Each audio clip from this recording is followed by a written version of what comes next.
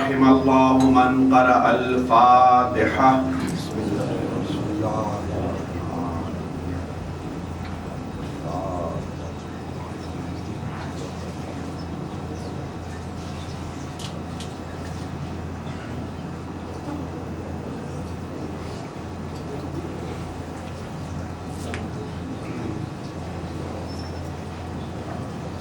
لا حول ولا قوة إلا بالله العلي العظيم. حسبنا الله ونعم الوكيل نعم المولى ونعم النصير. أعوذ بالله من الشيطان الرجيم. بسم الله الرحمن الرحيم. الحمد لله الذي هدانا لهذا وما كنا لنهتدي لولا أن هدانا الله. لقد جاءت رسل ربنا بالحق والصلاة والسلام والتحية والإكرام على سيد الأنبياء والمرسلين خاتم النبيين سيدنا ومولانا أبي القاسم محمد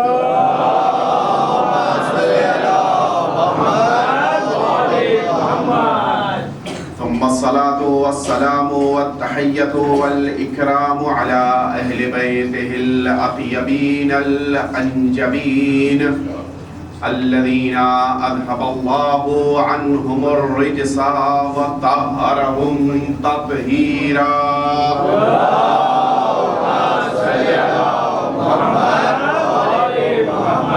لا سيما الإمام المبين بقية الله في الأرضين الكهف الحزين وغياث المضطر المستكين واللعنة الدائمة الباقية على أعدائهم أجمعين من الآن إلى قيام يوم الدين. أما بعد فقد قال الله الحكيم في كتابه الكريم وهو أصدق الصادقين وقوله الحق. لقد أرسلنا رسلنا بالبينات وأنزلنا معهم الكتاب والميزان ليقوم الناس بالقسط. صلوات بني آپ سامنے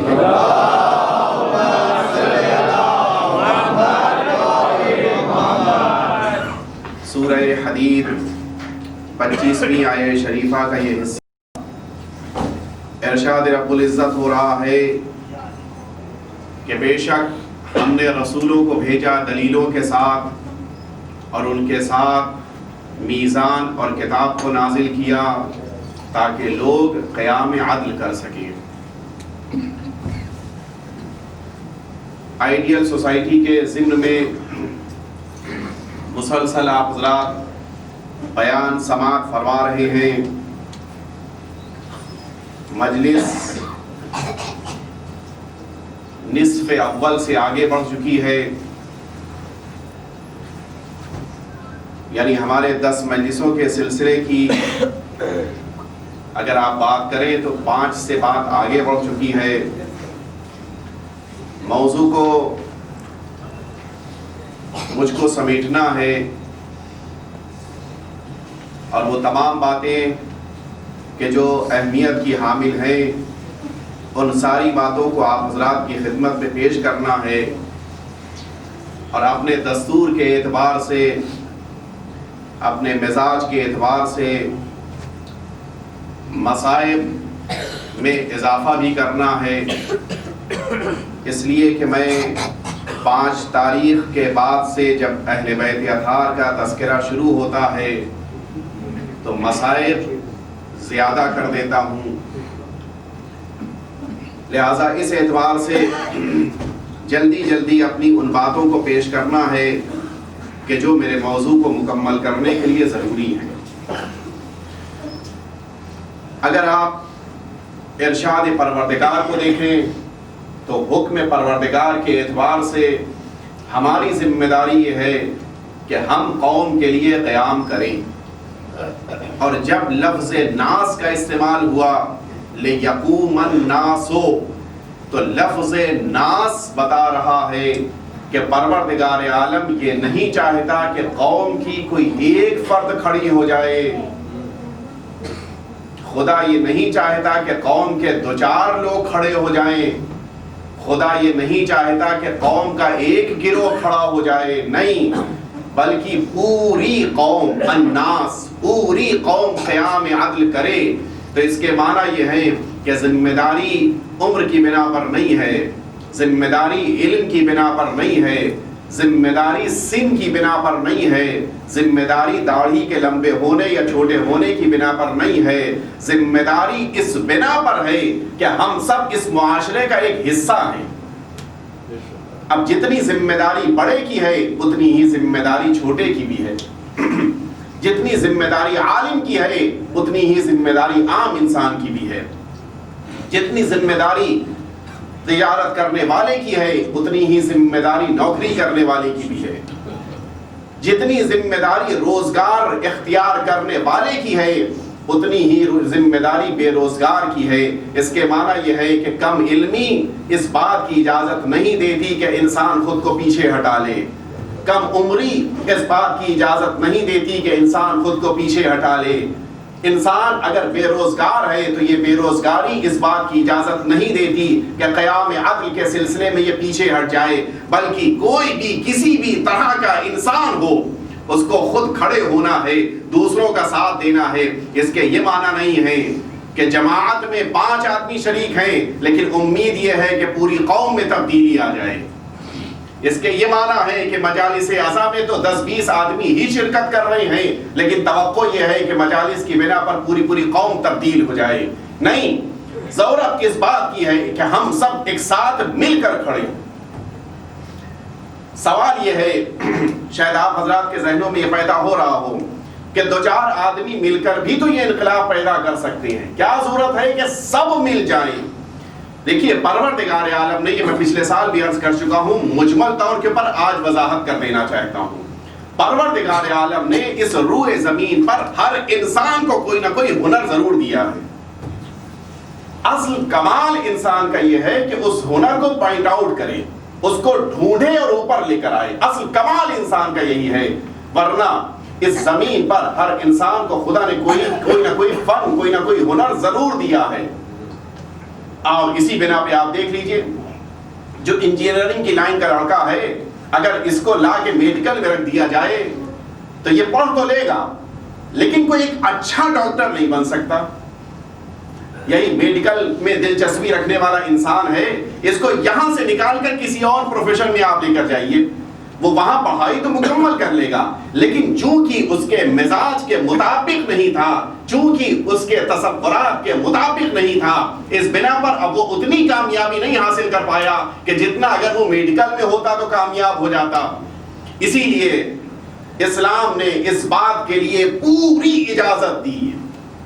بڑی احتیاط کے ساتھ میں لفظیں ادا کر رہا ہوں. اسلام نے اس بات کی پوری اجازت دی کہ جب تمہاری اولاد سن بلوغ کو پہنچ جائے، جب تمہاری اولاد غلط اور صحیح کو سمجھنے لگ جائے، جب تمہاری اولاد کے اندر اتنی صلاحیت پیدا ہو جائے کہ وہ برائیوں کے درمیان اچھائیوں کو ڈھونڈنے لگ جائے، تو اب اس کو اختیار دو کہ وہ اپنی زندگی کی روش کا انتخاب خود کرے.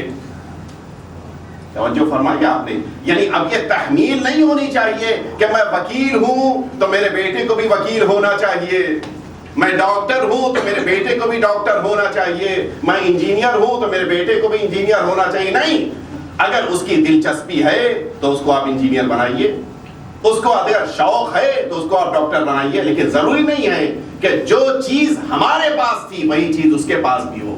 یہ اختیار پروردگار عالم نے انسانوں کو دیا ہے. جب غلط اور صحیح کے درمیان فیصلہ کرنے کی صلاحیت پیدا ہو گئی تو اب ماں اور باپ کی ذمہ داری ہے کہ اولاد کو خود اختیار دے. لیکن ہاں، رہنمائی کرنا ماں باپ کا کام ہے، سمجھانا، راستے کو بتانا یہ ماں باپ کا کام ہے. قرآن مجید میں پروردگار عالم کیا کہہ رہا ہے؟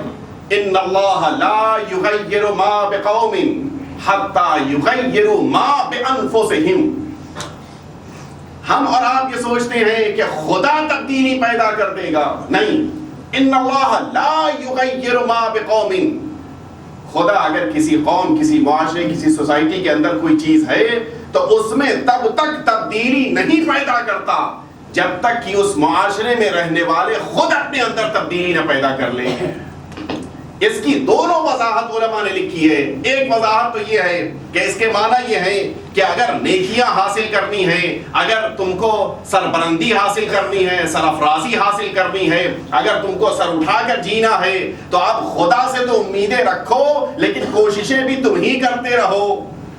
ان اللہ لا یغیر ما بقوم حتی یغیروا ما بانفسہم. جو چیزیں ان کے اندر ہیں جب تک وہ خود تبدیل نہیں کریں گے خدا ان کو عزت نہیں دے گا، خدا ان کو سرافرازی نہیں دے گا، خدا ان کو سربلندی نہیں دے گا. جب یہ خود تبدیل ہو گئے تو اب خدا نے بھی ان کو عزت دی، خدا نے سرافرازی دی، خدا نے سربلندی دی. اور برعکس بھی ہے، عزت تو مل گئی، سربلندی تو مل گئی، سرافرازی تو مل گئی، لیکن اگر وہ چیز کہ جس کی بنا پر اس قوم نے سرافرازی حاصل کی تھی، وہ چیز کہ جس کی بنا پر اس قوم نے عزت حاصل کی تھی، اگر اس چیز کو چھوڑ دیا تو اب یاد رکھیے گا کہ وہ عزت پروردگار عالم مفت میں نہیں دینے والا، وہ سرافرازی پروردگار عالم مفت میں نہیں دینے والا. اگر تم نے اپنی حالت تبدیل کر دی تو پھر سنت پروردگار بھی تبدیل ہو جائے گی، وہ عطیہ پروردگار بھی تم سے چھین لیا جائے گا، اس لیے کہ تم نے جس بنا پر عزت حاصل کی تھی اس عزت کو چھوڑ دیا.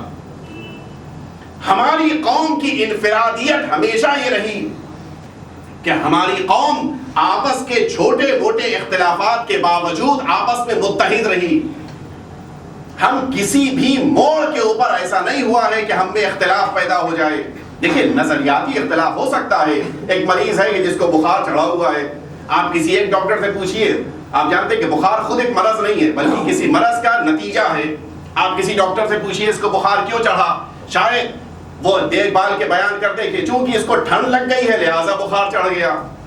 کسی اور ڈاکٹر کے پاس جائیے، وہ کہے گا شاید ممکن ہے اس کو اس بنا پر نہیں کہ ٹھنڈ لگ گئی ہے بلکہ اس کو شاید ممکن ہے ملیریا ہو گیا لہٰذا بخار ہے. تو اب یہ دو ڈاکٹروں میں اختلاف ہوا کہ نہیں ہوا؟ ظاہر بظاہر ہوا، لیکن اس اختلاف کا یہ نتیجہ نہیں ہے کہ جس موقع کے اوپر مریض تڑپ رہا ہے دونوں ڈاکٹر ہاتھ چھوڑ کے ہٹ جائیں. نہیں، اختلاف کا ہونا عیب نہیں ہے، لیکن جب نتیجے پر پہنچ رہے ہوں اس نتیجے پر پہنچنے کے باوجود اختلاف رہ جائے تو یہ عیب بن جاتا ہے. لہذا ضرورت ہے کہ چھوٹے موٹے اختلافات، چھوٹی موٹی آپس میں رنجشیں، وہ جب محرم کا مہینہ آئے تو وہ خود بخود ختم ہو جائیں اور سب کو مل کر کام کرنا ہے. یہ تصور نہ رہے، پھر میں عرض کر رہا ہوں، یہ تصور نہ رہے ہر ایک کو پروردگار عالم نے کوئی نہ کوئی ہنر دیا ہے.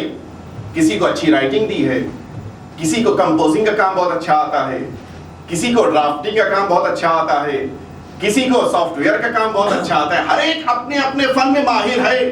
تو جب دین کی تبلیغ کا موقع آئے تو یہ سب جب جمع ہو جائیں گے تو اب ذرا سوچئے کہ کتنی عمدہ تبلیغ ہوگی. لیکن اگر کوئی ایک بیچ سے ہٹ جائے تو تبلیغ تو ہوگی لیکن کامل نہیں ہوگی. تو ضرورت ہے کہ سب متحد ہو جائیں. میں اسی لیے بالخصوص اپنے جوانوں سے کہنا چاہوں گا کہ جب تبلیغ کا موقع آئے، پیغام اہل بیت کے نشر کرنے کا موقع آئے تو ہم لاکھ آپس میں کچھ اختلافات رکھتے ہوں آپس میں ایک ہو جائیں گے. اس لیے کہ ہم نے دیکھا ہے کہ فوج حسینی میں اختلاف نہیں تھا، فوج یزیدی میں اختلاف تھا. حسینی فوج میں میدان کربلا میں کوئی ٹوٹ کے ادھر سے ادھر نہ گیا، لیکن فوج یزیدی میں ہم کو ملتا ہے کہ ادھر بہت سے ٹوٹ گئے. تو اس کے معنی یہ ہے کہ اختلافات حسینیوں میں نہیں ہوتا، اختلافات یزیدیوں میں ہوتا ہے. ایک دفعہ درود بھیج دے محمد والا.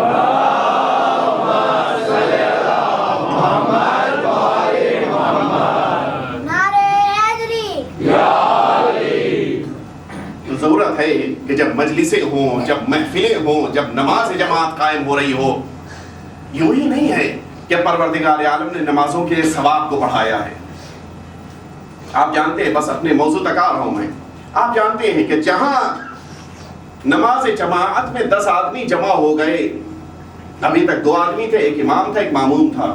ملائکہ لکھ رہے تھے اس کے ثواب کو. 3 آدمی ہو گئے, ملائکہ نے پھر بھی ثواب لکھا. 4 آدمی, 5 آدمی, 6 آدمی, 7 آدمی, 8 آدمی, 9 آدمی, 9 آدمیوں تک ملائکہ ثواب لکھتے رہے. لیکن جہاں 10واں آدمی شامل ہوا, اب ملائکہ قلم دوا سب چھوڑ کے الگ ہٹ جاتے ہیں. خدا اب تو خود ثواب لکھے, ہم کو نہیں پتا ہے کہ اب ثواب کتنا لکھا جائے گا.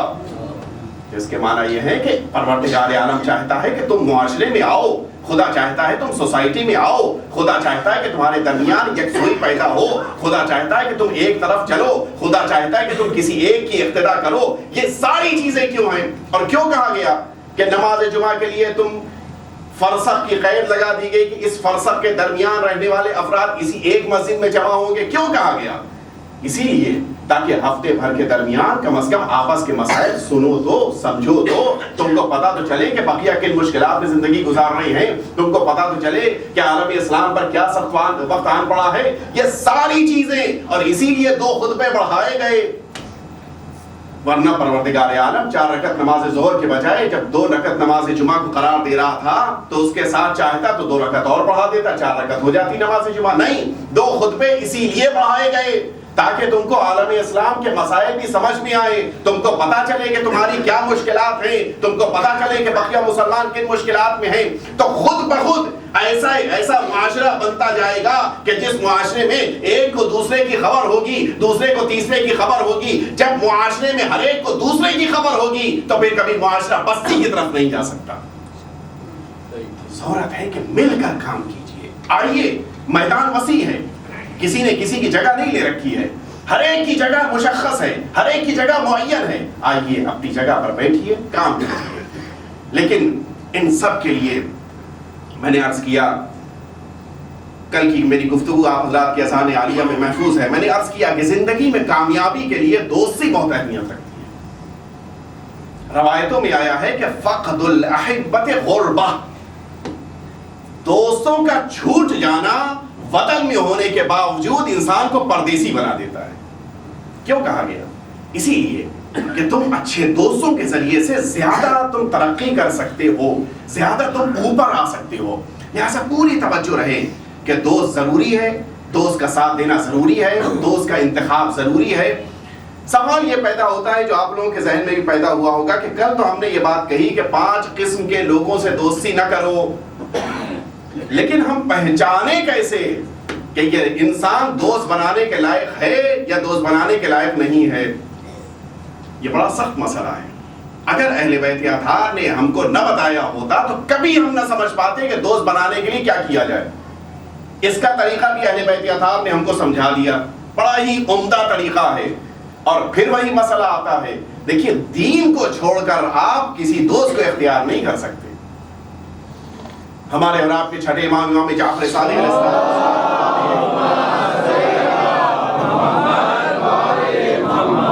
مولا فرماتے ہیں کہ دیکھو کسی بھی انسان کو دوست بنانے سے پہلے اس کو آزماؤ, اس کو دیکھو, اس کو پرکھو. وَإِلَّا فَعْزِبْ ثُمَّ فَعْزِبْ, اور اگر تم نے پرکھا اور اس کو ویسا نہ پایا, جو میں ابھی 2 شرطیں بیان کرنے جا رہا ہوں, اگر ویسا نہ پایا تو تم اکیلے رہو, ثم فاسق, پھر بھی اکیلے رہو. یعنی جو اسلام کہہ رہا ہے کہ فقد الاحبۃ غربہ, وہی اسلام یہ کہہ رہا ہے کہ تم اکیلے رہو لیکن دوست نہ بنانا. آپ سوچئے کہ اسلام کتنی ایک موقع پر اہمیت دے رہا ہے. آپ نے یقیناً آیت اللہ العظمہ باقر الصدر کا نام سنا ہوگا, بیچ میں روک کے میں عرض کر رہا ہوں. آیت اللہ العظمہ باقر الصدر کا نام سنا ہوگا کہ جس کو صدام نے بڑی ہی بے دردی کے ساتھ شہید کیا تھا. اپنے زمانے کے مشہور عالم دین تھے اور نابغہ انسان شمار ہوتے تھے. نابغہ اس انسان کو کہتے ہیں کہ جو بقیہ انسانوں سے جس کی عقلیں زیادہ پختہ ہوں. آپ جانتے ہیں کہ سعودی عربیہ کا پورا بینکنگ کا نظام آیت اللہ العظمہ باقر الصدر نے مرتب کر کے بھیجا تھا, اور جس کی بنا پر آج بھی سعودی عربیہ میں بینکوں کا نظام اسی پر منحصر ہے. اتنے بڑے عالم دین تھے, ایک نابغہ دہر تھے. انہوں نے اپنی ایک تقریر میں جملہ کہا ہے, وہ نصیحت کر رہے تھے اپنے شاگردوں کو. اس نصیحت میں یہ فرمایا تھا کہ دیکھو اگر زندگی میں کامیاب ہونا ہے تو اچھا دوست ضرور ڈھونڈ لینا. اگر تمہیں اچھا دوست نہ ملا تو تم کچھ بھی بن جاؤ, کامیاب نہیں ہو سکتے. اور میں آج جو مثالیں آپ کی خدمت میں پیش کروں گا وہ اسی قسم کی ہیں.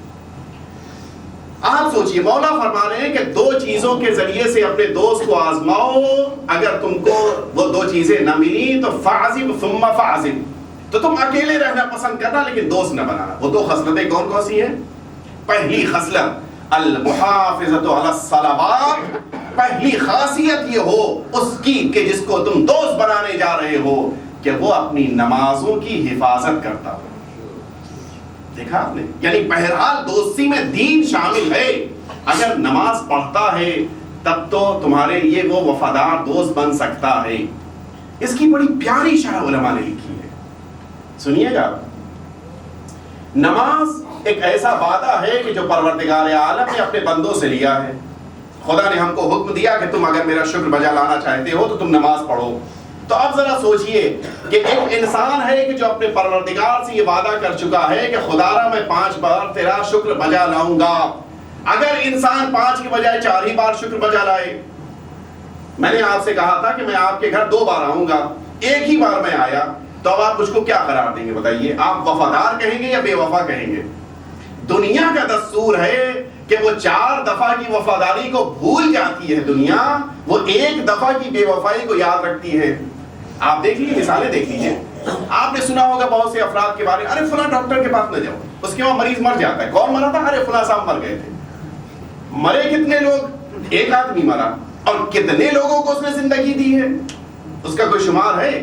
تو اتنے ہزار لوگوں کو زندگی دی، سب بھول گئے، ایک مر گیا تو یاد رکھا۔ یہی تو مزاج ہے۔ فلاں کے پاس نہ جاؤ، اچھی آدمی نہیں ہے، بے وفا ہے۔ کیوں؟ فلاں صاحب سے بے وفائی کی ہے۔ ارے اگر انہوں نے 1 سے بے وفائی کی ہے تو 1000 سے وفاداری بھی کی ہے۔ تو انسانی مزاج یہ ہوتا ہے کہ وہ 1 دفعہ اگر خلاف ورزی ہو جائے تو اس کو یاد رکھتا ہے، بقیہ اس کی وفاداریاں بھول جاتا ہے۔ خدا نے کہا کہ 5 دفعہ شکر بجا لاؤ۔ ہم نے کہا خدا را ہم 4 دفعہ تو راضی ہیں، حاضر ہیں، لیکن صبح نہیں اٹھ سکتے۔ خدا را ہمارے لیے صبح بھی اٹھنا ممکن ہے، مغربین میں بھی ہم فرصت سے ہوتے ہیں، دوپہر میں آفس میں ہوتے ہیں، ہم نہیں آ سکتے تیرے پاس۔ اب ذرا بتائیے کہ یہ بقیہ 3 وقتوں کی عبادت اور 2 وقت کی عبادت کو چھوڑ دینا، یہ وفادار ہے یا بے وفا ہے؟ علماء نے لکھا ہے کہ جو نماز کی پابندی نہیں کرتا اس سے دوستی نہ کرنے کا حکم امام نے اس لیے دیا ہے کہ جو خدا کا وفادار نہیں ہے وہ بندہ خدا کا وفادار نہیں ہو سکتا۔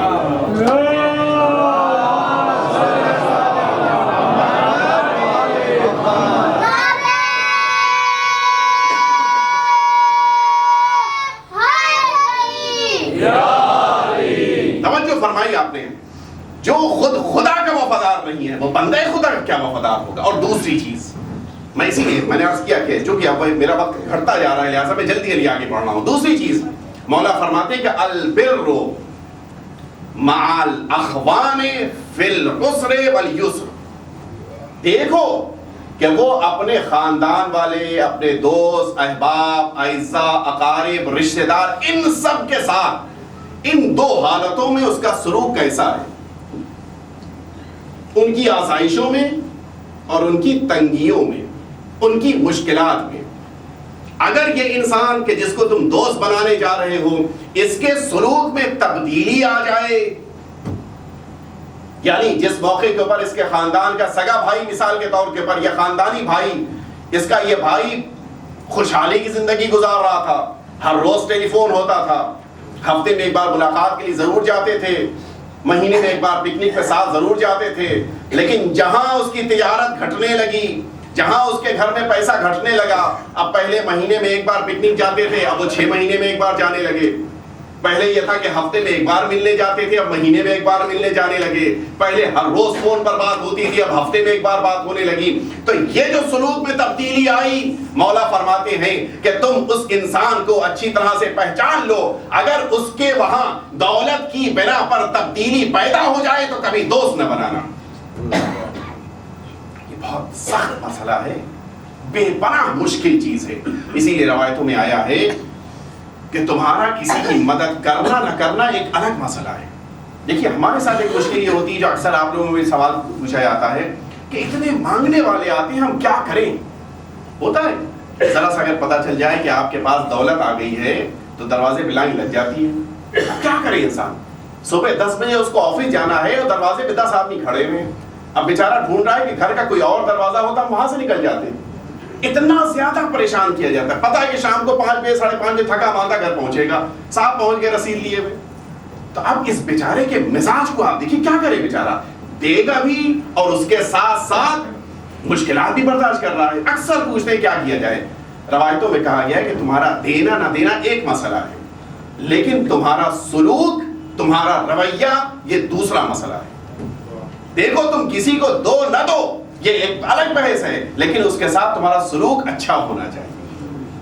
یعنی تم اگر منع بھی کرو تو اس طرح سے منع کرو کہ اس کا دل نہ ٹوٹے, اس طرح سے اس کو منع کرو کہ اس کو یہ محسوس نہ ہو کہ ہماری توہین ہو رہی. یہ روایتوں میں اسی لیے کہا گیا. توجہ فرمائیں, میں یہ عرض کر رہا تھا کہ ضروری نہیں ہے کہ آپ کا بھائی, آپ کے خاندان کا رشتہ دار, کوئی بھی انسان مفلسی میں زندگی گزار رہا ہے تو اس کے یہ معنی نہیں ہے کہ آپ اس سے کنارہ کش ہو جائیں. نہیں, آپ رابطہ رکھیے, آپ کا رشتہ اس سے مضبوط ہونا چاہیے. یہ الگ مسئلہ ہے کہ آپ اس کی مدد نہ کر سکیں کسی بھی بنا پر. مدد نہ کرنا الگ مسئلہ ہے, رابطہ توڑ دینا الگ مسئلہ ہے. مولا فرما رہے ہیں کہ ان دو چیزوں کے ذریعے سے تم اپنے اس انسان کو پہچانو, پرکھو کہ جس کو تم دوست بنانے جا رہے. آئیے دیکھیں کہ اہل بیت اطہار اور اہل بیت اطہار کے چاہنے والے کتنے وفادار تھے اپنے دوستوں کے. عمار کا نام آپ نے یقیناً سنا ہوگا. عمار ایک ایسا شخص ہے, عمار یاسر کے علاوہ یہ ہے, عمار ایک ایسا شخص ہے کہ جو حضور اکرم حضرت محمد مصطفیٰ صلی اللہ علیہ وسلم آپ کے بچپن کا دوست ہے. اکثر حضور کے جو اصحاب و صحابی ہیں وہ نبوت کے بعد کی ہیں. یہ ایک ایسا انسان ہے جو نبوت کے پہلے کا دوست ہے, یعنی 40 سال سے پہلے بچپن کی دوستی ہے. حضور اکرم سے اتنی گہری دوستی تھی کہ جہاں کہیں بھی پتا چل جاتا تھا کہ حضور تشریف لے آ رہے ہیں, اس زمانے میں تو آپ کو حضور کے عنوان سے نہیں پہچانتا تھا, صرف دوست کی بنا پر فوراً وہیں پہنچ جاتے تھے. یہ دونوں ہمیشہ ساتھ میں رہتے تھے. ایک دن ان دونوں کے درمیان یہ طے ہوا کہ ہم دونوں اپنی اپنی بھیڑوں کو لے کر جائیں گے, فلاں پہاڑی کے اوپر سنا ہے کہ ہریالی زیادہ ہے, اپنی بھیڑوں کو وہاں لے کر جائیں گے تاکہ وہاں کے اچھے آب و ہوا میں اچھی غذا تو وہاں پہ ہماری بھیڑیں حاصل کریں. طے ہو گیا. دوسرے دن دونوں ساتھ میں مکے سے نکلے, اس پہاڑ کی بلندی پر پہنچے, اپنی بھیڑوں کو چھوڑ دیا, دونوں نے گفتگو شروع کر دی. بھیڑیں چر رہی ہیں, آپس میں اپنی غذا کو حاصل کر رہی ہیں. شام ڈھلتے ڈھلتے یہ دونوں وہاں سے واپس آئے, مکے میں آ کے دونوں سو گئے. دوسرا دن پھر آیا. اب ظاہر ہے کہ دونوں کے گھر قریب نہیں تھے, حضور اکرم اور عمار کا گھر قریب میں نہیں ہے. دوسرے دن دونوں نے پہلے سے طے کر لیا تھا کہ ہم دونوں ساتھ میں میدان پہنچ جائیں گے. وقت مقرر تھا, جیسے سورج نکلے گا ہم دونوں گھر سے نکل پڑیں گے اور ساتھ میں وہاں پہنچ جائیں گے. دوسرے دن دونوں ساتھ میں میدان میں پہنچے, بھیڑیں چرانا شروع کر دیا. تیسرا دن, چوتھا دن, پانچواں دن, ایک دن عمار کو دیر ہو گئی. اب ذرا سوچئے, ساتھ میں نہیں نکلے ہیں, حضور اکرم نکل چکے ہیں, وہاں پہنچ چکے ہیں, عمار کو دیر ہو گئی. اب جلدی جلدی اپنے قدم کو بڑھا رہے ہیں, اپنی بھیڑوں کو ہکا رہے ہیں, جیسے بھی ممکن ہو ہم پہنچ جائیں. ہوتا ہے ایک انسان ہے, کبھی بھی دیر ہو سکتی کسی بھی وجہ سے. جلدی جلدی اپنے قدم کو بڑھاتے ہوئے بھیڑوں کو آگے کرتے ہوئے پہنچ رہے ہیں وہاں پہ. اب جو وہاں پہنچے, کبھی آپ نے دیکھا ہے کہ اگر ایک انسان اکیلا ہو اور متعدد بھیڑیں ہوں اس کے پاس, شاید آپ نے ہو سکتا ہے کسی منظر میں دیکھا ہو, تو ان کو سنبھالنا بڑا مشکل کام ہے. یعنی مثال کے طور پر آپ چاہ رہے ہو کہ وہ فلاں کام نہ کرے اور بھیڑیں چاہ رہی وہی کام کرے. اس نے عجیب منظر دیکھا عمار.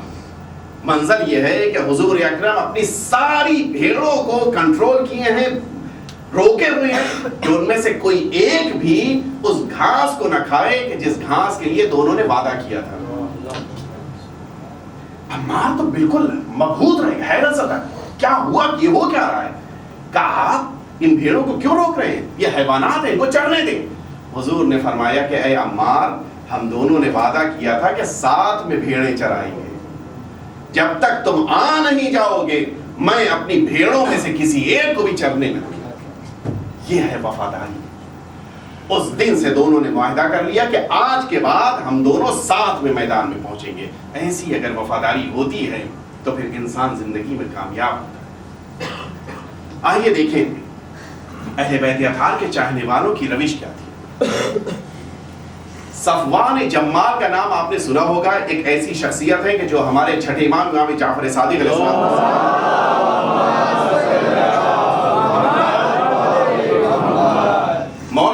صحابی ہیں اور اتنے زیادہ مولا کے مطیع اور فرما بردار ہیں کہ جب مولا نے ایک بار ان سے صفوان جمال، اسی بنا میں جمال کہا جاتا تھا کہ ان کے پاس اونٹ تھے. جیسے آج کے زمانے میں ہوتا ہے کچھ لوگوں کے پاس ٹیکسیز ہوتی ہیں، ٹیکسیاں ہوتی ہیں کہ جن کے ذریعے سے وہ کرائے کے اوپر ٹیکسیوں کو بھیجتے ہیں، خود نہیں جاتے ہیں، ان کے ورکرز یہ کام کرتے ہیں. صفوان کے پاس کئی عدد اونٹ تھے کہ جن اونٹوں کو یہ کرائے پہ چلاتے تھے، سال بھر کرائے پہ چلتے تھے. لیکن جب مدینہ منورہ میں حج کا زمانہ آنے لگتا تھا تو یہی اونٹ حج کے لیے لوگوں کو، حاجیوں کو لے کر مکہ معظمہ آتے تھے. میں ابھی دوستی کی بات نہیں عرض کروں، صفوان جمال کی عظمت کو بیان کروں. ایک بار مولا نے صفوان جمال سے کہا کہ اے صفوان، تم ظالموں کا ساتھ دیتے ہو. ذرا توجہ رہے، کتنی چھوٹی سی چیز ہے کہ جس کو امام نہیں دیتے. اے صفوان، تم ظالموں کا ساتھ دیتے ہو. صفوان کے لیے بڑی عجیب بات ہو گئی. صفوان مولا کے بے پناہ چاہنے والے صحابی، مولا آپ کیا کہہ رہے ہیں؟ آپ کا دوست، آپ کا صحابی، کیا ممکن ہے کہ دشمن کا ساتھ دے؟ ممکن ہے کہ ظالم کا ساتھ دے؟ کہا ہاں صفوان، تم میرے دشمنوں کا ساتھ دیتے ہو. مولا آپ کیا فرما رہے ہیں؟ کہا صفوان، تمہارے اونٹ آج کل کہاں ہیں؟ کہا مولا میرے اونٹ تو مکے گئے ہوئے. کس کو لے کر گئے ہیں؟ کہا مولا حاکم کو لے کر گئے. حاکم نے اس سال میرے اونٹوں کو کرائے پر لیا ہے، وہ لے کر گیا ہے. کہا اے صفوان، تم نے اپنے اونٹوں کو اگرچہ حج پہ بھیجا ہے، لیکن ذرا انصاف سے بتاؤ، کیا تم یہ دعا نہیں کر رہے ہو کہ یہ ظالم حاکم جو میرا دشمن ہے یہ زندہ و سلامت مدینے واپس آ جائے تاکہ میرے کرائے کو ادا کر دے؟ مولا آپ صحیح فرما رہے ہیں، مولا آپ یقیناً صحیح فرما رہے ہیں. مولا فرماتے ہیں کہ اگر تم اتنی دیر کے لیے ہی صحیح میرے دشمنوں کے لیے دعا کر رہے ہو، اس کے معنی یہ ہے کہ تم میرے دشمنوں کا ساتھ دے رہے.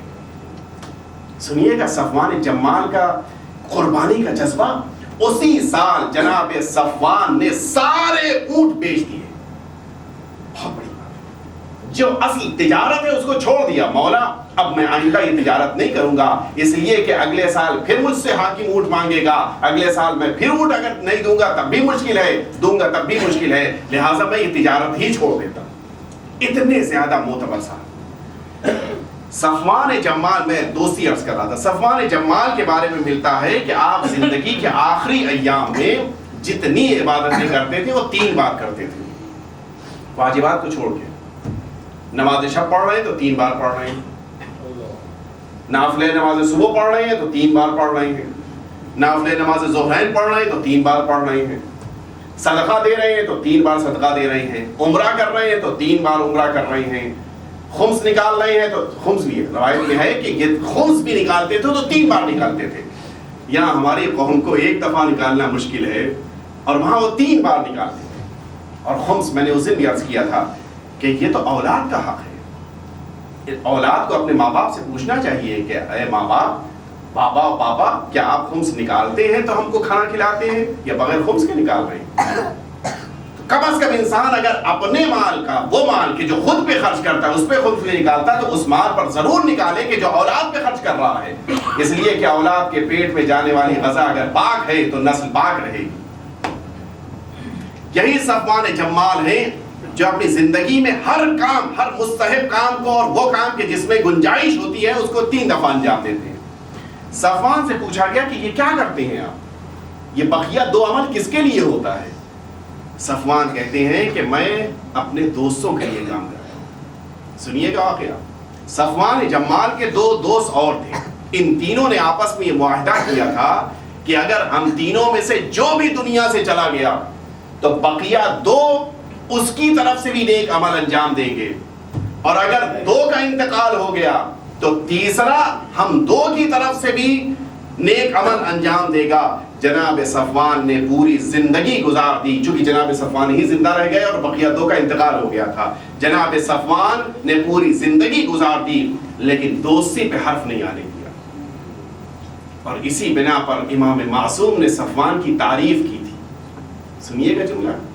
مولا نے فرمایا تھا کہ صفوان ہم اہل بیت کا وفادار ہے اس لیے کہ اس نے اپنے دوستوں کے ساتھ وفاداری کی.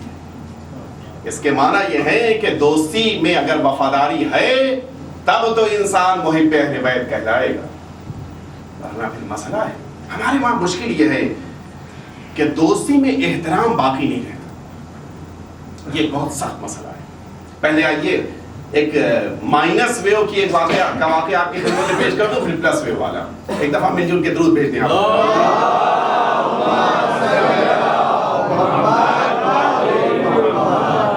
دیکھیے آپس میں جو بھی مذاق کیجیے، لیکن ایک دوست کا دوسرے دوست پر حق یہ ہے کہ جب اس کی پشت ہو جائے تو یہ دوست اس دوست کی تعریف کرے. یہ حق میں شامل ہے. آپ حقوق میں پڑھیے جو ہمارے چوتھے امام نے بیان فرمائے، ان حقوق میں یہ ہے کہ دوست کا حق یہ ہے کہ جب وہ تمہارے سامنے نہ ہو تو اس کو ہمیشہ اچھے ناموں سے یاد کرو. دو دوست ایک ہوٹل میں پہنچے، بہت پرانا واقعہ ہے، آج کا نہیں ہے. ہوٹل میں جب یہ دونوں دوست پہنچے تو ہوٹل کے مالک سے پوچھا کہ بتاؤ کہ ہم کو فریش ہونا ہے، کہاں جائیں؟ کیا فلاں جگہ کے اوپر ایک ٹوائلٹ ہے، تم میں سے جو چاہے چلا جائے. ایک دوست گیا ٹوائلٹ میں، دوسرا دوست ہوٹل کے مالک کے پاس بیٹھا ہوا تھا. ہوٹل کے مالک نے اس دوست سے پوچھا کہ بتاؤ یہ تمہارا دوست جو فریش ہونے گیا ہے یہ تمہاری نگاہ میں کیسا ہے؟ اس نے برجستہ کہا کہ تم کس آدمی کے بارے میں پوچھ رہے ہو؟ وہ نہایت گدھا آدمی ہے. روایت میں ہے کہ اس نے اس کو خر کہا، نہایت ہی گدھا آدمی ہے. چپ رہا ہوٹل کا مالک، بھائی دوست کہہ رہا ہے تو شاید ممکن ہے صحیح کہہ رہا ہو. یہ دوست واپس آیا فریش ہو کر. اب دوسرا دوست گیا، جب دوسرا دوست یہاں آ کے بیٹھا ہوا ہے تو اب اس سے مالک نے پوچھا کہ یہ تمہارا دوست جو ابھی تک بیٹھا ہوا تھا میرے پاس، یہ ابھی گیا، اس کے بارے میں تمہارا کیا خیال ہے؟ کہا رہے وہ بالکل گائے ہے. ایک نے دوسرے کے لیے کیا کہا تھا، دوسرے نے پہلے کے لیے کیا کہا. نتیجہ کیا ہوا؟ دسترخوان بچھایا جانے لگا. اب جو دسترخوان بچھا، دونوں انتظار کر رہے کہ ہوٹل کا مالک ہمارے لیے کھانا لے کر آئے گا. مالک کھانا لے کر آیا. ایک پلیٹ کے اندر گھاس رکھی ہوئی ہے، ایک پلیٹ کے اندر سوکھی پتیاں رکھی ہیں. گھاس اس دوست کے لیے رکھ دیا کہ جو پہلے فریش ہونے گیا تھا، اور سوکھی پتیاں اس انسان کے لیے رکھ دیا کہ جو بعد میں فریش ہونے گیا تھا. اب یہ تو دونوں ہکا بکا، یہ ہوا کیا؟ یہ ہم کو سمجھ کیا رہا ہے؟ پوچھا بھئی یہ کیا ہوا؟ کہ ہم نے تمہاری غذا تمہاری زبان کے ذریعے سے حاصل کی ہے. ہم نے تم دونوں سے اسی لیے پوچھا تھا کہ تمہارے دوست کیا کیا کرتے ہیں، کیسے ہیں. تم نے کہا کہ میرا دوست گدھا ہے، میں نے اس کے لیے گھاس لا کر رکھ دی. تم نے کہا میرا دوست گائے ہے، میں نے اس کے لیے سوکھی پتیاں لا کر رکھ دی. توجہ فرمائی، علماء اخلاق نے اس واقعے کو لکھا ہے اور یہ واقعہ حقیقی ہے. یعنی یہ محسوس نہ ہو آپ کو کہ شاید اس واقعے میں کچھ اضافہ کر دیا گیا، پوری طرح سے صحیح ہے. یہاں پر علماء نے لکھا ہے کہ دوستوں کو آپس میں احترام ضرور باقی رکھنا چاہیے. دیکھیے دوستی میں آپس میں تو ہم گفتگو کرتے رہے، جو بھی کہیں ایک دوسرے کو، لیکن جس موقع کے اوپر پیٹ ہو گئی، کھوم گیا انسان، تو اب ہم کو یہ اختیار نہیں ہے کہ اپنے دوست کی ہم برائی کریں. دوست اگر بنایا ہے تو پھر اس کی تعریف ہونی چاہیے. سنیے علماء کس طرح سے ایک دوسرے کا احترام کرتے ہیں. شاید آج میرا یہ واقعہ آخری واقعہ ہو. جہان تشیع کی ایک مشہور شخصیت گزری ہے جن کا نام ہے آیت اللہ العظمی شیخ اعظم انصاری. آپ جانتے ہیں کہ آپ کو وقت کے امام نے سند اجتہاد دیا تھا. میں پورا واقعہ نہیں پڑھوں گا اس لیے کہ وقت میرے پاس اب نہیں رہ گیا ہے. بے پناہ جلیل القدر شخصیت اور عالم تشیع میں یہ چار بزرگ ہستیوں میں سے ایک ہیں کہ جن کے فتوے کے اوپر عالم تشیع بھروسہ کرتا ہے. آپ نے جو فقہ کی کتاب اور اصول کی کتاب لکھی ہے رسائل اور مقاصد، آج ان دو کتابوں کو پڑھ کر انسان مجتہد بنتے ہیں. تقوی کا یہ عالم تھا. سنیے دو دوست بچپن میں آپ کے ساتھ سعید العلماء مازندرانی درس حاصل کرتے تھے. آپ دونوں ساتھ میں حوزے میں داخل ہوئے تھے، نجف اشرف پہنچے تھے، دونوں نے ساتھ میں تعلیم حاصل کی تھی اور ساتھ ہی میں آپ دونوں نے سند اجتہاد حاصل کیا تھا.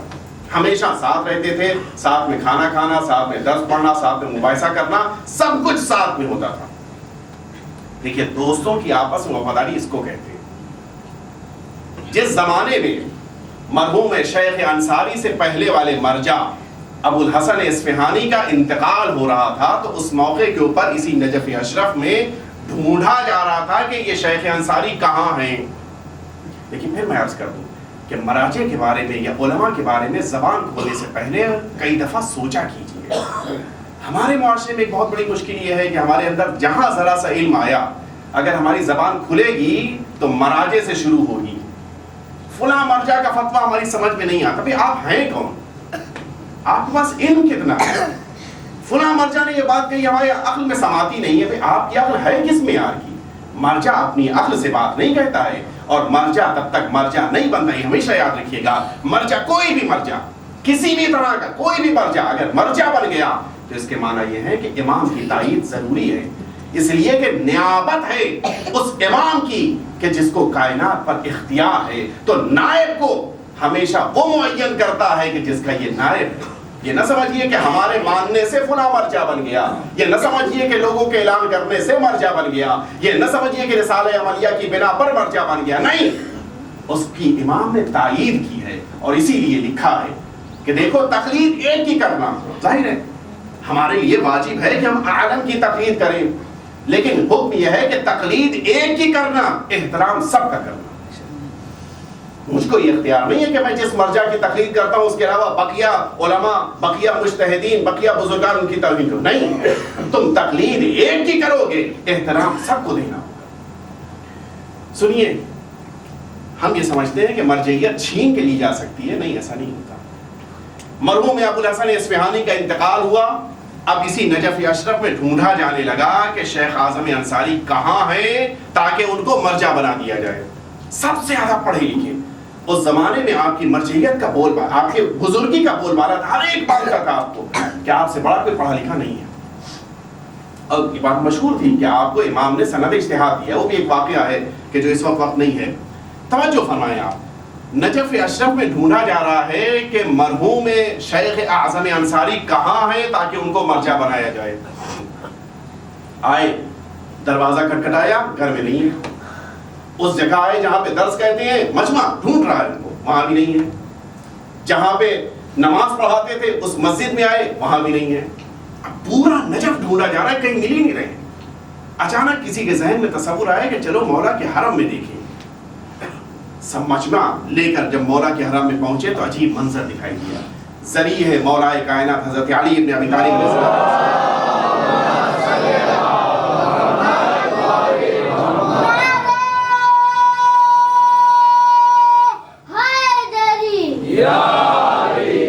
اپنے دونوں ہاتھوں سے ذریع اقدس کو تھامے ہوئے ہیں، مضبوطی سے پکڑے ہوئے ہیں. آواز دیتے جا رہے ہیں کہ مولا، مرحوم ابو الحسن اصفہانی کا انتقال ہو گیا ہے. مولا، اب یہ مرجعیت میں نہیں برداشت کر سکتا، لہٰذا اس ذمہ داری کو میرے کاندھے پہ نہ رکھیے گا. یہ ہوتا ہے مرجع. اس طرح سے مرجعیت ملتی، یعنی اتنا انکسار ہے، اتنی قربانی کا جذبہ ہے. مجمع آگے کھڑا ہو گیا. سنیے، دوستی اس کو کہتے ہیں، دوستی میں احترام اس کا نام ہے. مجمع آگے کھڑا ہو گیا کہ ہم سب آئے ہیں تاکہ آپ کو آج سے اپنا مرجع بنائیں. ہونا کیا چاہیے تھا؟ وہ سلواتیں ہونی چاہیے تھی، بیعت ہونی چاہیے تھی، مسافے ہونے چاہیے تھے، مٹھائیاں بٹنی چاہیے تھی، گلے میں ہار ڈالا جاتا، لوگ شال پہناتے، سب کچھ ہونا چاہیے تھا نا. کہا نہیں، میں مرجع نہیں بنوں گا. یہاں حکومت دی جا رہی ہے، وہ انکار کر رہا ہے. یہ سنت ہم کو کہیں نہیں ملے گی، یا اہل بیت کے وہاں ملے گی یا در اہل بیت کے فقہا کے وہاں ملے گی. یہاں بھی ذرا سا اعلان ہو جائے کہ ایم ایل سی یا ایم ایل اے کے لیے نامزدگی ہو رہی ہے، لوگ آ کے اپنا نام لکھوائیں، کس کو ایم پی بننا ہے، کس کو ایم ایل اے بننا ہے، کس کو ایم ایل سی بننا ہے، ایک لمبی چوڑی فہرست تیار ہو جائے گی. اور مرجعیت جو واحد یعنی پورے عالم تشیع پہ حاکم ہوتا ہے، تنہا حاکم، آج کہنے میں مرجع نہیں بنوں. اب مجمع تو بہت پریشان ہے، کیا ہو گیا؟ کہ میں اس لیے مرجع نہیں بن سکتا کہ اس روئے زمین پر مجھ سے زیادہ پڑھا لکھا ایک انسان موجود ہے. آپ ذرا سوچئے، بہت مشکل ہوتی ہے کسی ڈاکٹر کے لیے کہنا کہ بھئی یہ کیس مجھ سے سنبھل نہیں رہا ہے، تم کسی ڈاکٹر کے دوسرے ڈاکٹر کے پاس چلے گا. بہت مشکل ہوتا ہے یہ. یہاں مرجع کہہ رہا ہے کہ اس زمین کے اوپر مجھ سے بہتر ایک عالم موجود ہے، تم اس کے پاس جاؤ. کون؟ کہا سعید العلماء مازندرانی. کہا مجھ سے بہتر عالم ہے. ایک دوست دوسرے دوست کے بارے میں. کیوں؟ آپ اتنی بڑی بات کہہ رہے ہیں تو کوئی دلیل بھی ہے آپ کے پاس؟ کہاں میرے پاس دلیل ہے. جس زمانے میں ہم دونوں بیٹھ کر مباحثہ کرتے تھے، آپ جانتے ہیں کہ علماء کی کا دستور یہ ہے کہ درس ختم ہونے کے بعد اگر 1 گھنٹے کا درس ہے تو کم از کم 1 گھنٹہ اس پورے درس کا مباحثہ کیا جاتا ہے. اگر درس خارج ہے تو کم از کم 2 گھنٹہ 3 گھنٹہ اس کا مباحثہ ہوتا ہے. جس زمانے میں ہم لوگ درس ختم کر کے آتے تھے اور بیٹھ کر مباحثہ کرتے تھے، تو میرا یہ دوست تھا جو مجھ پر حاوی ہو جاتا تھا. اتنا قربانی کا جذبہ. میرا دوست گفتگو میں، بیان میں، بات کو سمجھانے میں، مفہوم کو درک کرنے میں مجھ پر حاوی ہو جاتا تھا. لہٰذا وہ مجھ سے زیادہ پڑھا لکھا ہے، جاؤ اس کو مرجع بناؤ.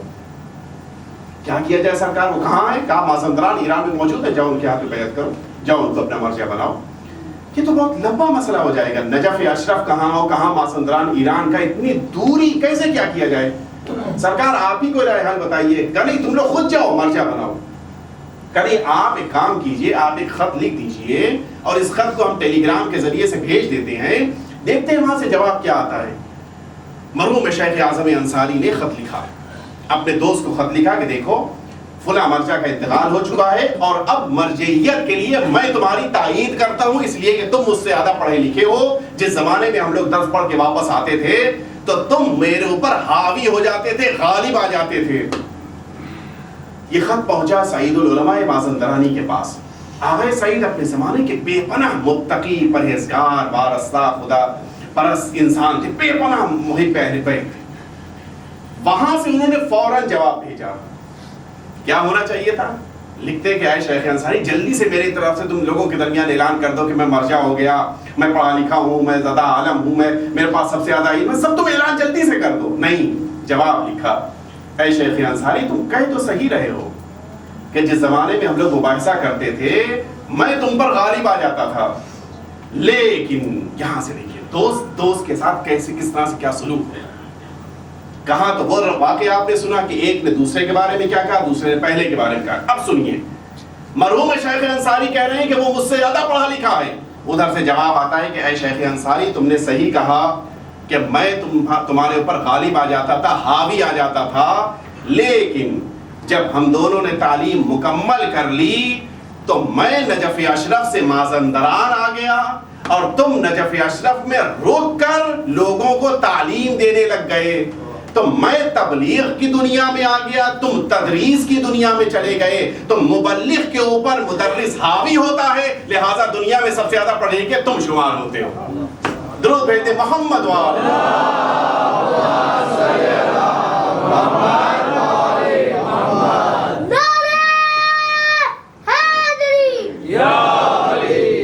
یہ ہے دوستی. اس طرح سے احترام باقی رکھنا چاہیے اور یہی نتیجہ ہوا. بس آپ کی زحمت تمام کر رہا ہوں. مرحوم شیخ اعظم انصاری کا تذکرہ آ گیا ہے. نجف اشرف میں آپ جیسے ہی مولا کے حرم میں داخل ہو، بائیں طرف وہیں دروازے ہی کے اوپر شیخ اعظم انصاری دفن ہے. اور اپنے زمانے کے اتنے جلیل القدر عالم دین گزرے ہیں کہ ان کے بارے میں ایک واقعہ ملتا ہے. میں جلدی اس لیے واقعہ نقل کر رہا ہوں کہ وقت میرا ختم ہو گیا.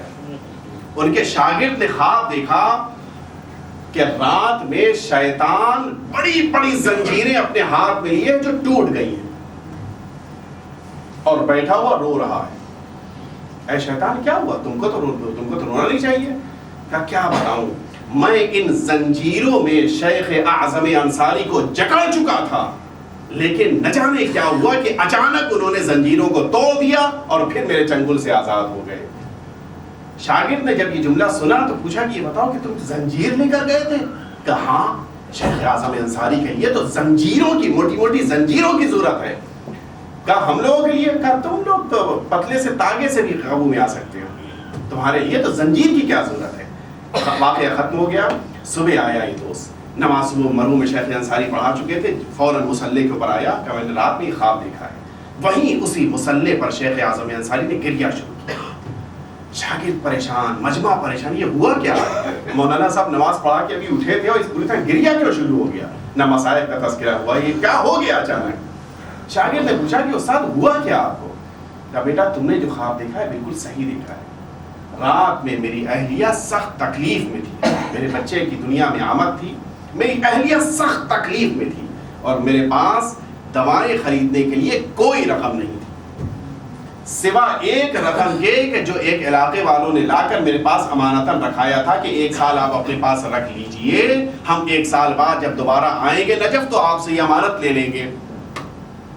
میں رات کی تاریکی میں جب میری اہلیہ چیختی تھی تو اٹھ کر اس جگہ تک جاتا تھا جہاں پر یہ امانت رکھی تھی، پھر واپس آ جاتا تھا.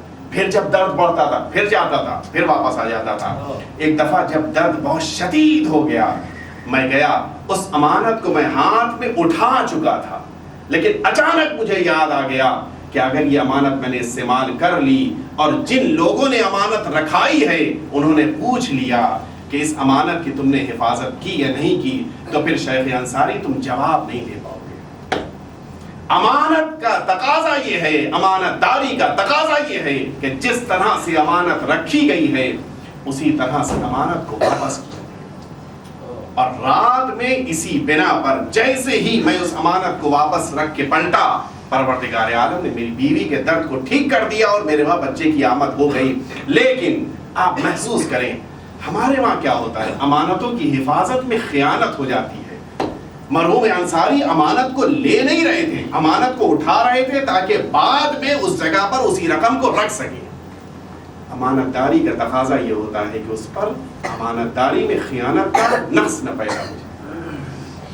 بس آپ کی زحمت تمام کر دی. اگر کوئی امین ہوتا ہے اور کوئی امانت کو واپس کرتا ہے تو پھر پروردگار عالم کی بارگاہ میں شکر بجا لاتا ہے. آپ نے کبھی محسوس کیا ہے اولاد کو پروردگار عالم نے امانت کے طور پر رکھا ہے. خدا نے یہ اولاد ہمارے ہاتھوں میں امانت کے طور پہ رکھا ہے. آپ نے کبھی دیکھا ہے کہ جب اولاد دنیا سے اٹھ جائے تو ماں سجدہ شکر بجا لائے؟ کبھی آپ نے کائنات میں دیکھا ہے؟ کسی ماں کو آپ نے نہ دیکھا ہوگا کہ جس نے اولاد کی میت پر سجدہ شکر کیا ہو. صرف میں نے ایک بیوی کو دیکھا ہے. ادھر چھوٹی چھوٹی دو میتیں خیمے میں آئیں اور اس بیوی نے اپنے مصلے کو ان دو میتوں کے بیچ میں بچھایا اور بچھانے کے بعد اپنے سجدے کو شکر میں رکھ دیا. اے خدا, زینب شکر گزار ہے کہ تم نے اون محمد کو قبول کر لیا. عزاداروں آپ ذرا سوچیں, مائیں اس مجلس کو سن رہی ہیں, وہ مائیں کہ جنہوں نے اپنی آرزوؤں سے اپنی اولاد کو پالا ہے, وہ مائیں کہ جن کی آغوش آج آباد ہے, وہ مائیں کہ جن ماؤں کے سامنے ان کے بچے موجود ہیں. ذرا وہ اپنے سینے پر ہاتھ رکھ کر سوچیں, ارے زینب نے کن تمناؤں سے اون محمد کو پالا ہوگا. عزاداروں میں آج کے بعد سے مصائب زیادہ پڑھتا ہوں, لیکن ذرا محسوس کریں یہ زینب کی تمنائیں اون محمد سے کتنی وابستہ ہوں گی. اسی لیے جب واقعات کربلا میں ملتا ہے کہ جب جناب زینب اسی مدینے سے نکل رہی تھی تو عبداللہ نے آ کر کہا تھا, اے زینب میرے ان دو بچوں کو ساتھ میں لے کر جاؤ, ارے میدان کربلا میں میں تو نہ ہوں گا, ایک کو اپنی طرف سے اور دوسرے کو میری طرف سے قربان کر دینا. اور یہی ہوا تھا جب شب عاشور آئی, زینب نے ان دو بچوں کو اپنے قریب بلایا. رات بھر جہاں عبادت ہو رہی ہے وہیں زینب بار بار ان بچوں سے کہتی ہے, اے بیٹا دیکھو علی کی عزت کو بچا لینا, عبداللہ کی عزت کو بچا لینا, زینب کی عزت کو بچا لینا. ارے میرا ماں جایا میدان میں قتل ہو جائے اور تم زندہ رہ جاؤ تو یہ ماں دودھ نہ بخشے گی. ہاں عزاداروں, اب جو صبح عاشور نمودار ہوئی, یہ ننھے ننھے بچے عجیب جملے ملتے ہیں کہ صبح ہی سے بار بار اپنے ماموں کے پاس آتے تھے, اے آقا اون محمد کو اجازت دے دیجئے, لیکن حسین بار بار روکتے تھے, اے بچوں ابھی میرے اصحاب شہادت پیش کر رہے ہیں. عزاداروں جب اصحاب کی تعداد ختم ہو گئی, یہ پھر ننھے ننھے بچے, یہ چھوٹے چھوٹے بچے حسین کی بارگاہ میں پہنچے. عجیب جملے ملتے ہیں, حسین نے ان بچوں کو سینے سے لگایا اور اس کے بعد کہتی ہیں, اے بچوں ارے کیا تم نے اپنی ماں سے بھی پوچھ لیا ہے؟ ارے میری بہن نے بڑی امیدوں سے تم کو پالا ہے. یہ ننھے ننھے بچے جواب دیتے ہیں, اے آقا یہ ہماری کمر میں تلوار میری ماں نے باندھی ہے, ہم کو کفن کے کپڑا ہماری ماں نے پہنایا ہے. ارے ہاں عزاداروں, پشت خیمہ سے آواز آئی, اے بھیا ارے یہ زینب کی قربانیاں ہیں, ان کو قبول کر لینا. خدا ان آوازوں پہ رحمت نازل کرے. ہاں عزاداروں, کوئی غم نہ ہوگا میں اہل بیت کے سوا. آزادانوں یہ ننھے ننھے بچے میدان کربلا کی طرف گئے. ارے ایک طرف عون نے حملہ کیا, دوسری طرف محمد نے حملہ کیا, لیکن ہاں یہ پیاسے بچے کب تک جنگ کرتے. ارے میدان کربلا میں ہر بچہ اپنے باپ کو آواز دے رہا تھا, ان بچوں نے اپنے ماموں کو آواز دی, اے آقا ارے ان بچوں کی مدد کے لیے آئیے. ارے عون نے اپنے ہاتھ کو زلجنا کے گلے میں ڈال دیا. عزیزانو عجیب جملے ہیں, دشمن نے جب حملہ کیا یہ دونوں ہاتھ قلم ہو گئے, بچے زمین پر آئے. عجیب انداز ہے, ایک طرف عون ہے دوسری طرف محمد ہے. ارے میدان کربلا میں نے کسی کے لیے یہ منظر نہیں دیکھا. ارے حسین میدان کربلا میں ابو الفضل عباس کے ساتھ پہنچے. ارے ایک طرف عون کی میت رکھی ہے, ایک طرف محمد کی میت رکھی ہے. حسین میدان کربلا میں زمین پر بیٹھے ہیں. ارے کبھی عون کے منہ پر منہ رکھ دیتے ہیں, کبھی محمد کے منہ پر منہ رکھ دیتے ہیں. اے بچوں, ارے میں زینب کو کیا جواب دوں گا؟ آزاداروں یہ دونوں میتیں میدان کربلا سے خیمے میں آئیں. زینب کو ڈھونڈا گیا, زینب پہنچی, دو ان بچوں کی میتوں کے درمیان مصلی رکھا. زینب نے نماز شکر انجام دی. لیکن ہاں آزاداروں میں سوچ رہا تھا, ارے زینب کے دل میں, زینب کے سینے میں بھی تو ماں کا دل ہے. ارے زینب نے گریہ کیوں نہ کیا؟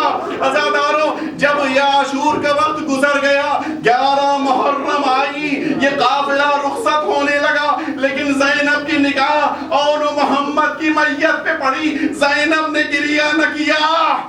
عزاداروں سنیں گے آپ, یہی زندان شام سے رہائی ملی, اور جب یہ چھوٹے چھوٹے ننھے ننھے سر آئے, زینب نے سب کا گریہ کیا, لیکن انہوں محمد کا گریہ نہ کیا.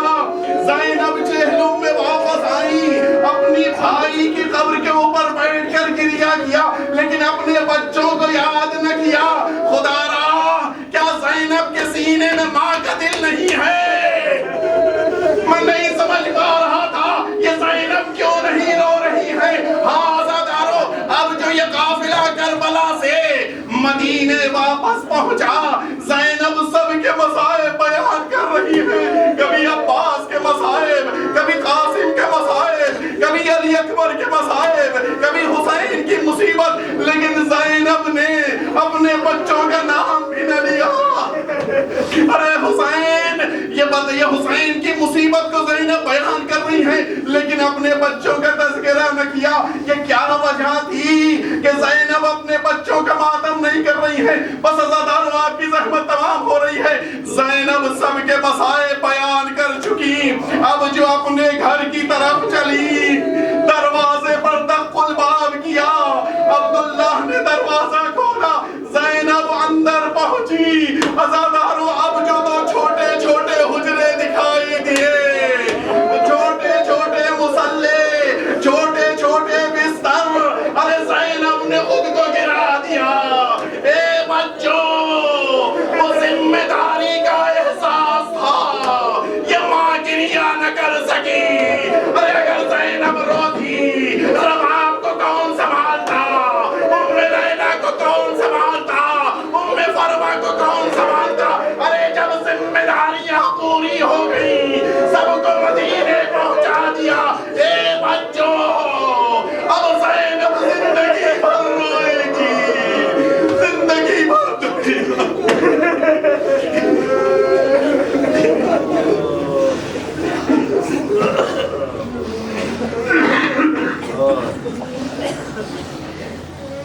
لعنة الله على القوم الظالمين. فسيعلم الذين ظلموا أي منقلب ينقلبون.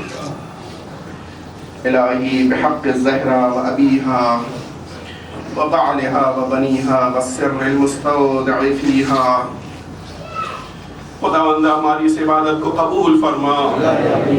خداوند ان آنسوؤں کو رومال شہزادی دو عالم میں شکا عنایت فرما. خداوند ان آنسوؤں کو روز محشر شفاعت کا ذریعہ قرار دینا. خداوند امام عصر کے ظہور میں تعجیل فرما. ہم سب کو امام کے مخلص غلاموں میں شمار فرما. خداوند ہم کو اور ہماری نسلوں کو امام حسین کا زادار قرار دینا. خداوند ہم سب کو خدمت دین، خدمت اہل بیت، خدمت قرآن کی توفیق عنایت فرما. خداوندہ جو بیمار ہیں ان کو شفاء کامل و عاجل عنایت فرما. خداوندہ ہمارے جو بچے امتحان دے رہے ہیں یا دینے والے ہیں ان سب کو امتحان میں کامیاب و کامران فرما. خداوندہ جو نوجوان بے روزگار ہیں ان سب کو برسر روزگار فرما. خداوندہ حاضرین اور تمام شیعیان حیدر کرار کی دعائیں قبول فرما. خداوندہ ہم سب کو اس دنیا میں امام حسین کی زیارت اور آخرت میں شفاعت نصیب فرما. ربنا تقبل منا انک انت السمیع العلیم. ماتم حسین.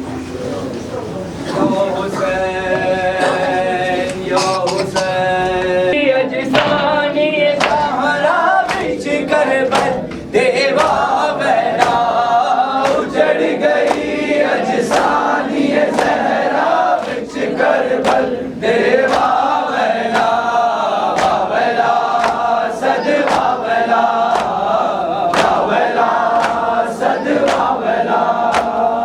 آدرا لٹیا میں جل گئے بچ کربل دیوا بہنا اجڑ گئی. اجسانی زہرا بچ کربل دیوا بہنا باولا صد باولا باولا صد باولا. بازی دے جد بازو لے گئے بچ کربل دیوا